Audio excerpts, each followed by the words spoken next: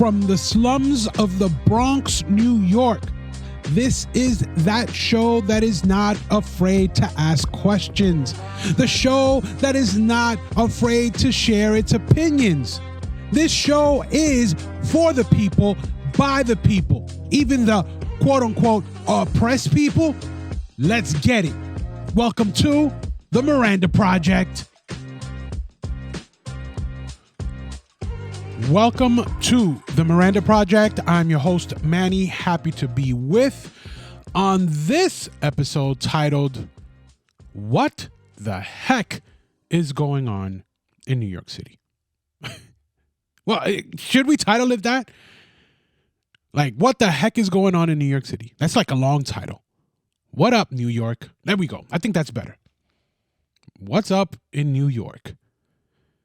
Because we see, the fact that you have crime rampant. I mean, rampant everywhere in the city of New York. And the district attorney of New York City decides that felonies are no longer felonies, they're misdemeanors, and misdemeanors are nothing, basically.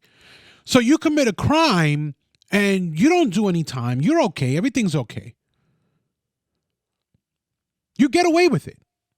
You get away with crime in New York City now. It's like crime does pay. You follow the New York Times on Twitter, Daily News, whatever.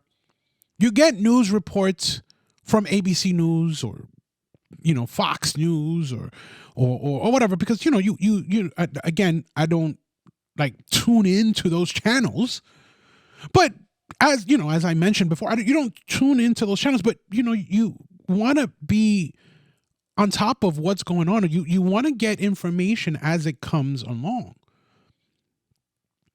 and you see nothing but crime, murder. I mean, craziness in the streets of New York. And the district attorney, not only in Manhattan, Alvin Bragg, which we've spoken about before, ignores it.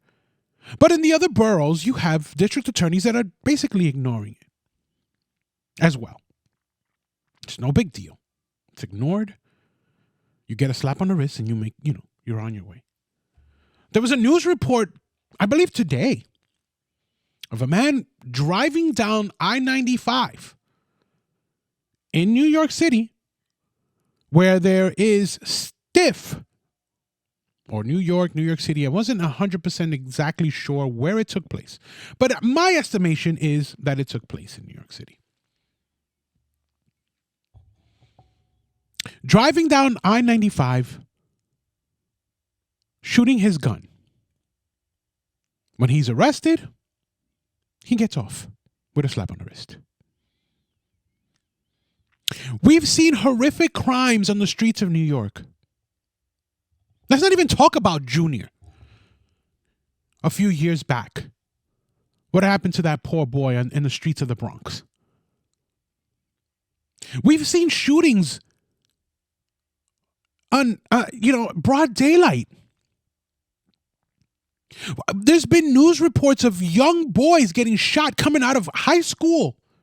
The best 4 years of your life. Shot, hurt, some killed. Kids getting shot at, going to school. Right? I mean, what the heck is going on? What is up in NYC? So you let true criminals, whatever your definition of a true criminal is, but as someone that's caught in the act of hurting someone, literally pushing a trigger or pulling a trigger and hurting someone, and they get off scot-free with a desk appearance ticket. The police are hampered. They can't even do their jobs anymore. For crying out loud, even the mayor of New York is being ridiculed because he said we need to look to our faith leaders, because our faith leaders are the ones that have their ears to the ground in these neighborhoods, and maybe they can help and and dealing with the issue that we have, which is the crime on the street. And he was ridiculed for that. I'm not a big, Adams fan. I'm not a big Mayor Adams fan. I've criticized him on the show before.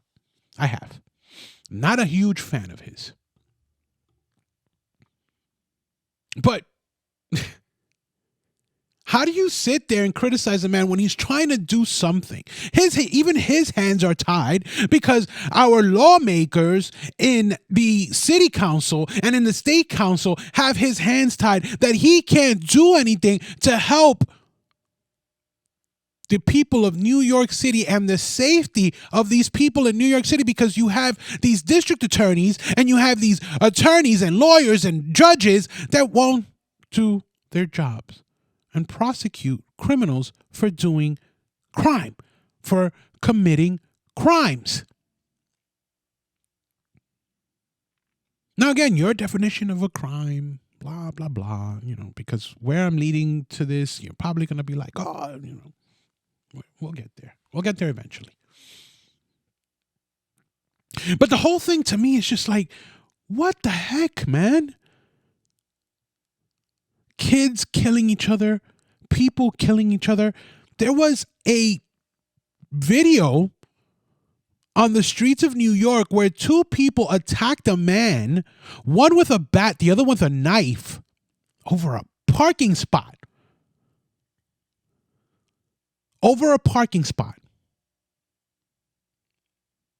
Are you kidding me? You have to be careful if you're a teacher in the city of New York, because you don't want to upset the wrong child and have that child give you a beating or have an outburst that you'll get blamed for. Civil service employees that are out there doing their jobs are being attacked on a daily basis or on a weekly or monthly basis, whatever the case may be. Just people just doing their jobs. That's it. That's all they're doing. Getting assaulted. And the district attorney, the people that are supposed to enforce the law legally, again, the police department also does it legally because they have to abide by the laws of the city, of the state, so on and so forth. And federal, obviously. Country. But when you hear of some of these things that are going on these streets, when you see this blatant crime that is going on the streets, when for me, I saw this commercial on I've been watching this show titled Snowfall. I've been watching it on Hulu. And I saw this commercial that came on online, obviously. And in this commercial, they're basically allowing you, per the city of New York, they're basically saying it's okay for you to partake in drug use. But we have protections for you. Something that you should carry with you to prevent you from having or getting or dealing with an overdose. There's no more drugs are bad. There's no more don't do drugs. Remember, Mayor de Blasio, and I'm sorry because he was dumb, Obviously, yeah, the man is smarter than me. I can get that. I'm no savant. On paper, he's obviously smarter than me, graduated from institution, whatever institution it was that he graduated from. But that's not the case here. His actions, the things that he did was just dumb.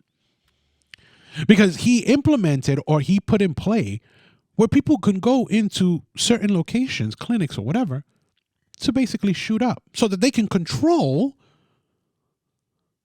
overdoses. So they don't overdose on the street. It's no longer, let's get you cleaned up. It's, let's help you get high and prevent you from having an overdose. This is what this commercial was basically selling. Go ahead and consume the drugs that you're going to consume. But make sure that you're safe and have this so that you don't OD. Wow. Wow. What the heck is going on? What is going on? It's scary, man. I can imagine mothers every single day praying over their kids because they don't know what the heck is going to happen to their kids on the way to school, in school, and on their way home from school. This used to be the safest time in the day. People would get up, feed their kids their breakfast. If the kid ate breakfast, if not, they would eat breakfast at school. That was the safest time. You would see families out in the street, people rushing their kids to go to school, people rushing to get on the bus, people rushing to get to the bus stops, whether you were jumping on a transit bus or if you were jumping on a yellow bus, you were rushing to get there. You were doing what you needed to do in order to make sure that your kids were going to school. This was a safe space. This was a safe time. It's early in the morning. The sun is rising. It's cold. It's warm. It's different temperatures. You know how it is in New York and in other areas. But no, not any longer. Not any longer. That time frame has now gone and become one where you have to look over your shoulder. You believe that? Can you believe that? Moms have to look over their shoulders. Moms have to worry that if their child jumps on a transit bus, that there might not be someone that has beef, as they say on the street, or issues with someone, and they decide to bring a weapon onto that bus and shoot up the bus. Can you imagine that? Parents have to worry about the fact that there might be some kind of an issue with someone and that person might look or seek to retaliate at 3:00. But it's not just, hey, let's go after that one person, right? No, let's just spray into the masses. Excuse me, I hit the microphone cord there. And I'm not condoning just going after one person. Please understand that. I'm not condoning that at all. What I'm saying is these were safe times. Don't get me wrong. Back in the day, 3:00, that's when people would throw hands. I remember back in the days, man. I remember when you threw hands. And if you got lumped up, and you made your way, and what's it called? You made friends with that person, or you didn't make friends with that person. You didn't see eye to eye with that person, but that was it. That was it. It was done. It was handled. That was that. That's it. Taken care of. You got lumped up. You lumped that person up, whatever the case may be. You caught them hands. They caught them hands. Whatever it was. Squashed. Done. Not anymore. Now you got to go get that tool because they embarrassed you in front of your boys. They embarrassed you in front of your girl. They scuffed your kicks. Whatever dumb excuse that these kids are utilizing to use violence as a means to fix their problems. And then this violence is looked upon as, oh well, they have so much energy, according to the well-educated, to the experts. I remember what's it called? Dan Bongino, a podcaster, very popular, famous podcaster. I am nowhere near his listenership. But he said we have an epidemic of experts. An epidemic of experts. And I love that terminology because the experts are the ones telling you that the reason why these kids are behaving this way is because they were in COVID and they were locked up for so much time, and then they didn't have any way of exerting that energy. I believe I've alluded to this before, but they didn't have any way of exerting that energy. So now that they're, they don't know that their social cues and all of that, we just blame COVID. But who do we blame COVID? We can't blame COVID directly. We blame the people that lock these kids up in their homes. But you know what? That's letting them get off easy. I'm sorry, but these experts are wrong. The problem here is that you have DAs that are not prosecuting. You have DAs that are letting these people skate. You have DAs that are allowing people to get gunned down on the street, and then the same people that pulled the trigger are walking out the back door of the precinct. That's the problem. We went through an extensive conversation some time ago in one of our episodes where we spoke about the fact that there is no more penal system in New York. You get arrested, you walk into the precinct, and you walk out the precinct with a Metro card. That's it. Bottom line. And these criminals are emboldened. These people are, it doesn't just necessarily mean criminals. People are emboldened because they can get away with it. They can do it. I've seen cars running away from the cops, flying down the streets of New York City, flying at 90, where pedestrians, so full of pedestrians, people walking around, not even paying attention, because everybody has their face in their phone. And you see these police officers trying to get these people off the road. You see them trying to establish the rule of law, which is their job to do. And then when they do catch these people and get them off the streets of New York where they're causing harm to other people, or they can cause harm to other people, you have district attorneys like Bragg that just, it's not a big deal. Oh, he's a certain ethnicity? No. Let him go. Let him go, because this is social justice. So what happens to, that family member that loses a loved one because that guy was flying down the street, hits another car, cars tumble all over the place, and that little, old lady, that family that's walking down the street to take their kids to school, to take their kids to go get something to eat, to go get breakfast, to whatever, now is caught up in a mangled heap of car. And then the guy gets out of the car, because you know what? You see these accidents. I believe this morning 2 people died in a similar accident. In a similar accident where you have a car eating red lights and flying through the streets of New York, when a car is in the right and is crossing, when he has the opportunity, when it's his turn to cross, when he has the green light to go through the intersection, but this car just eats the red light, plows into this other car. Now there's a mess of car, and you have this group of people that get hit, but that driver that broke the law, right? The driver that broke the law, that ate the red light, and I mean by traffic law, and probably insurance law, because you know what the craziest thing is, that some of these people, they get up out of that car and they run.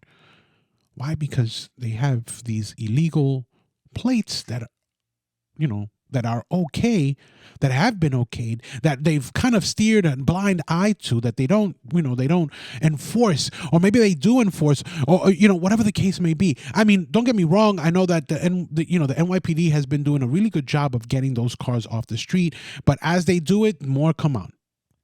Because they're emboldened, they can do it, they can continue to do it, because you don't have an enforcement in the legal side. Growing up, my favorite shows were the Law and Order series. And you would see how the police department would coincide with the legal department, the district attorney's office. You see how they work hand in hand. So if a police officer is out there doing his job, and he arrests a person for, I don't know, let's just say they broke into somebody's apartment and beat that person half to death. Now that person has been arrested for doing what they did. Trespassing, assault, assault with a deadly weapon, whatever the case may be, whatever the charges are. Now they go and they present this to the district attorney, and the district attorney, Alvin Bragg, says, well, we're not going to prosecute. Even though these are felonies, some of them, we are just, we're going to dismiss it. We know that this person has a violent past. We understand it. We see it. We know it. We see their rap sheet. We're looking at it, but we're not going to prosecute. We're going to send them maybe to some kind of a program. Maybe they got to go see a psychologist, a therapist, or something of that nature to be able to deal with their anger issues or whatever it is that plagues them. So you let them go off scot-free and you empower them to do it again. You give them the okay to do it again. Oh, the cops can chase me all they want, but I know the DA is not gonna. They're not gonna try me. They're not gonna incarcerate me. So what happens to the law-abiding citizen? That law-abiding citizen that, I don't know, stops at the red light. That law-abiding citizen that thinks twice when there's a bit of road rage. That law-abiding citizen that thinks twice about putting their hands on someone. What happens to them in the midst of all the violence that's going on in the streets of New York? What happens to them? I asked this question. I truly asked this question. Because why are we not enforcing these type of things? Why are we not making New York safe for people? Why is New York becoming, I don't know, that movie with Kurt Russell, Escape from New York? Why are we resembling that? Why are we going back to the 70s? Why are we going back to the early 80s of New York, where you couldn't walk in certain areas of New York at a certain time? Why are we going backwards? Why? Why are we destroying such a beautiful city? Why are the higher ups, why are these lawmakers allowing our city to be destroyed? And you pick and choose what you want to go and prosecute. You pick and choose. Why? Why is this taking place? This is just insanely ridiculous to me. And it's not only me, there's plenty of people that feel the same way. But they'll say, oh, well, social justice. So you protect the criminal because of social justice. But you don't protect the law-abiding citizen that falls under the same umbrella of the social justice that you are trying to portray or give or whatever. You know, that black woman that's walking down the street to take her kids, that black man that's trying to take their kids, Spanish man that's trying to take their kids to school, black kids that are, what's it called, violent, that victims of this violence. And by victims, I mean, wrong place, wrong time. The craziness that is going on in the streets of New York. The huge bump in numbers of teenagers utilizing weapons to kill one another. I mean, this is ridiculous. Ridiculous. This is ongoing. But yet we pick and choose what we're going to prosecute. Why not clean up New York? Why not make it what it was? Don't get me wrong. We don't need certain cases to, resurface. Like that kid. Oh my God, the name escapes me. Where he was lost in the system for 3 years. And he was locked up in Rikers for 3 years. Khalif Browder. We don't need repeats of that. Fix the system that way, but continue to prosecute. Fix the system that way. Fix it so that we can prosecute, but kids like that don't get lost in the system. Because this is the social justice that you want to give. This is the social justice that you're trying to portray, that you're saying the system is broken, that is tailored more to black and Latinos and black and brown, because it's not black and Latinos, it's black and brown. That's the utilization, the words that are used. And for those of you who don't know who Khalif Browder is, look him up. Look up what ended up happening here in New York City with Khalif Browder. Wrongfully accused of a crime. He was, sentenced to jail, went to Rikers Island. They wanted him to plea out. He refused to plea out because he did not commit the crime. And he was lost in the system for 3 years. That kid defended himself tooth and nail in Rikers Island, was in solitary confinement for the majority of the time that he was in Rikers Island. It is a very, very sad, sad story. Over mistaken identity and over a book bag. So is the system broken? Yes. Is it our job to fix it? Yes. Do we need to prosecute crimes? Yes. Do we need to prosecute small time crime? Absolutely. Let's go back to broken glass policing. Let's prevent crime. That is the number one job of the police department, to prevent crime. Can they always do it? No. They're not Superman. They don't have super hearing. They're not Batman. They're not, they're not a super, crime fighter. But they are crime fighters. And if you stop somebody from jumping a turnstile and you put them in jail, at least for the night, then whatever might have transpired after jumping that turnstile, you just prevented. Because once he jumps that turnstile, and I've spoken about this before, once he jumps that turnstile, he's emboldened. I just jumped the turnstile, the police officer's just standing right there, and he's not doing nothing to me. So I can get away with more. And that's exactly what I'm going to do. I'm going to go and do more. And you can't stop me. You choose not to stop me. You don't want to stop me.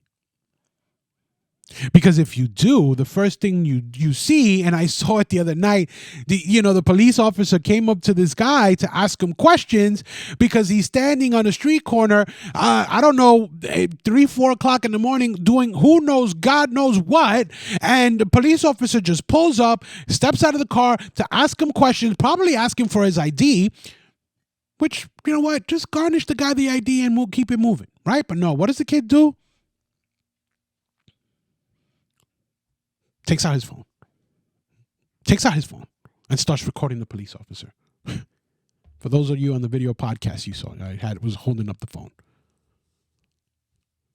And I'm like, yeah, you're taking out your phone. This guy, he's got the camera on his vest. He's got a vest cam. So his video is also on.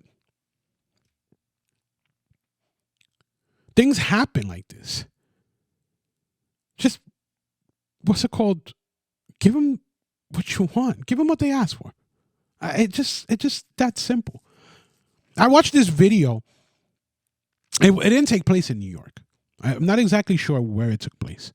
But police officers asked this guy, who is, I guess, trying to gain entry into this home because the homeowner owes that person some money. Now, he goes and he tells the police officers tell him, the homeowner doesn't want you here. You need to leave. Who are you? Blah, blah, blah. The guy comes down, and he's like, don't shine the light on me. This, that, and the third. Long story short, the officer tells him, let me see your hands. He doesn't want to show his hands. Sit down. He doesn't want to sit down. Let me see your hands. They tase him. All of a sudden, a gun comes out and they discharge their weapons. You could have avoided all of that by sitting down and just showing him your hands. You didn't belong there. Obviously, you brought the weapon because you wanted to do some harm to that person, threaten them, whatever the case was. I'm not going to get into that. But while all of this is going on, while crime is running rampant on the streets of New York, while the streets of New York are running red with the blood that is being spilt every night and or weekend because of gang violence. And I know I'm over exaggerating, but am I really? Think about it. Am I really? While all of this is going on, Alvin Bragg, the Manhattan District Attorney, is too busy trying to build up a case against President Donald J. Trump over something that was debunked before, over something that a previous president, who also happens to live in New York, in Chappaqua, New York, for those of you that don't know, who paid a certain person money to shut up while they were in the Oval Office. But the district attorney is going after the president, or the former president, because before he ran for president, he supposedly gave hush money to this ex-porn star. This is what's important.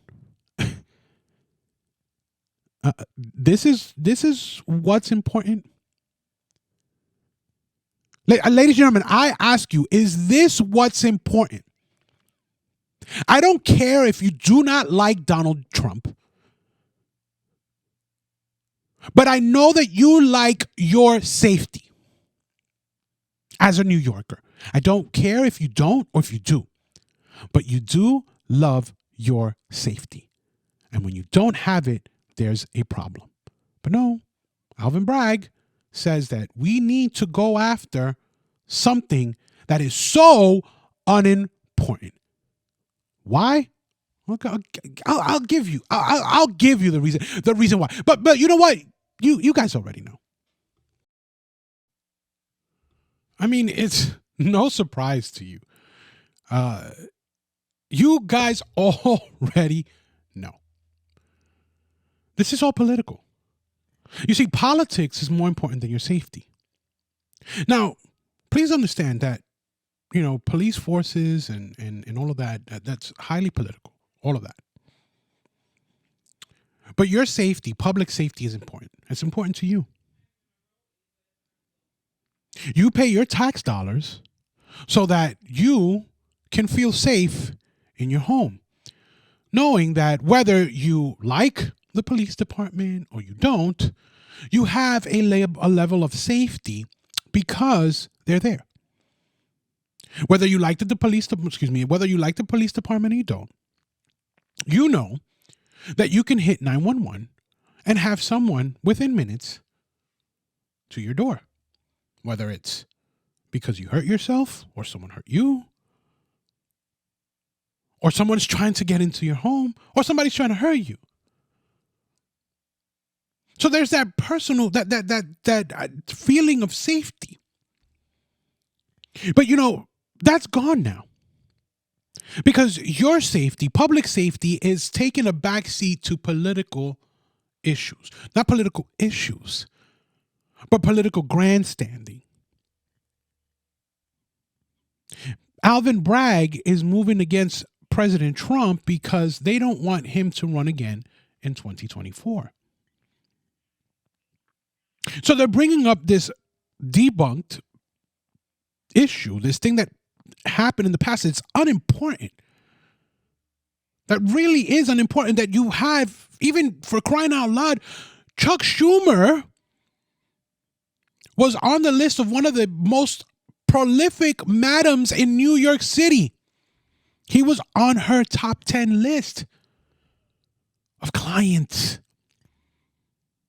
But that was hushed away. Hushed away.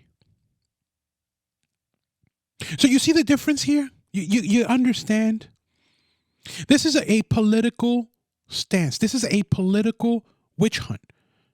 And your public safety, the public safety of your children, the public safety of your families has taken a back seat to this political grandstanding, to this political agenda, to this political witch hunt against Donald J. Trump. You are not important. Your safety is not important. Remember that. Now, the biggest thing here is that I want you to understand, and again, whether you like the man or you hate the man, that's up to you. Hate is such a strong word, but again, totally up to you. Right? Think about this. I really want you to think about this, because before I put out this show, I was really thinking about putting out another show titled Socialism 102, which we will put out. But that one kind of took a back seat to this one with all the stuff that happened and transpired this weekend. And now they're colluding somewhere in the midst of everything. And they're saying that now it's not going to happen today. It's going to happen sometime next week. And obviously they were expecting for the masses to go nuts and for them to have another, January 6th episode and no peaceful protest. It was supposed to be another protest that they can go and show the nation that Trump supporters are nuts and crazy and this, that, and the third. Whatever. That did not go their way. There was protests. They did protest peacefully. Kudos to those people for speaking their voice, for doing or exercising their American rights. But this is a witch hunt. This is a witch hunt of this man. Again, I don't care if you dislike him or you like him. You have to put yourself in his shoes. And the reason why I say that is because one day it will be you. One day you will say or have an opinion that does not comport with theirs. You will disagree with them. They will disagree with you. And if they can go after a former president of the United States, and don't get me wrong, nobody is above the law. Absolutely. If the man committed a crime, go after him. But if he gets indicted for this, then you need to go arrest Chuck Schumer. Then you need to go arrest Bill Clinton. Then you need to go arrest, a slew of CEOs that have probably, made it rain with hush money to whomever it was that they were sleeping with to keep that away from their wife. Am I condoning that behavior? No. But I am saying this is probably what took place or has taken place. And let's not even get started on the Epstein list. Who's prosecuting that? Why are we not hearing about these people? Now, again, that's not important. Not important when it comes to your public safety. You understand the difference? Those things are important because there were people that were harmed in these instances, especially these Epstein cases. But the most important thing here, is your public safety. And your public safety has been put on the back burner because it is more important to go up against your political opponents than it is to secure you and your family in their homes. You get it? You understand me? You with me? You understand? You understand New York City? New York State? You get it? Again, it doesn't matter if you like former President Trump. What matters here is that you are second, maybe third, best when it comes to this political witch hunt that is taking place. And that eventually it can be you. It can come to you. It reminds me of something that I saw at the Holocaust Museum. When we went over, in something that they wrote on the wall, and it really sat with me. Like, it really, you have to think about this. And this is why I put this out for you. The quote is, first they came for the socialists. Right? He continues to be, I was reading it and the wrong thing. He says, first they came for the socialists, and I did not speak out because I was not a socialist. Then they came for the trade unionists, and I did not speak out because I was not a trade unionist.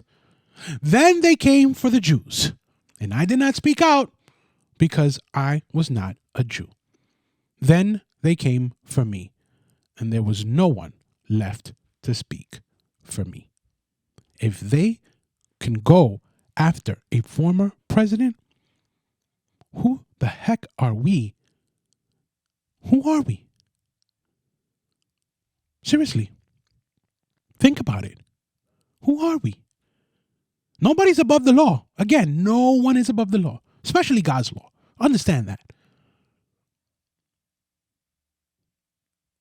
But this man, Martin Niemöller, if I'm pronouncing his name correctly, don't disrespect if I am doing it incorrectly or pronouncing it incorrectly, but did nothing, said nothing. And as we are in the midst of the destruction of New York City as we know it, making it go back and making it look like a third world country or third world city, whatever you want to call it, third world country. And it's more important to go and prosecute your political opponent rather than prosecute the people that are destroying this city piece by piece and taking away your peace. whether you love him or you hate him, what happens when they come for you? Because you have a difference of opinion. I just asked that question. That's it. Food for thought. Thank you for joining us on the project. Once again, if you love our content, you like our content, you want to hear more, just obviously hit follow. Hit like. That way you can get our content, as soon as it drops. You can also check us out on Facebook, on YouTube, on Rumble, on Twitter, social media. We're trying to get out there. Certain little things that have come our way that we need to, and I keep saying it, but we need to get better at, and we will. We definitely will. We thank you all, especially our faithful listeners. We thank you all. We love you all. Best audience in the business. We hope that we continue to grow and we continue to bring you the content that you enjoy. As always, we thank you all. And we ask you that you have a great, great day.